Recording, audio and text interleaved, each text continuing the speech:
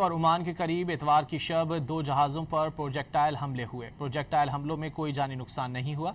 बरतानवी maritime agency का कहना है कि अमाराती साहिल के करीब प्रोजेक्टाइल हमले से जहाज़ के स्टीयरिंग गियर को नुकसान पहुंचा।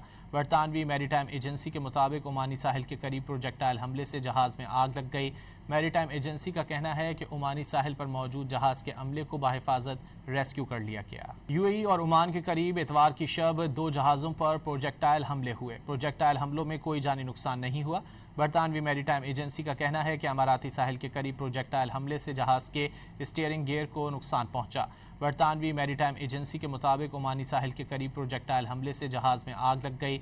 मैरीटाइम एजेंसी का कहना है कि ओमानी साहिल पर मौजूद जहाज़ के अमले को बाहिफाजत रेस्क्यू कर लिया गया।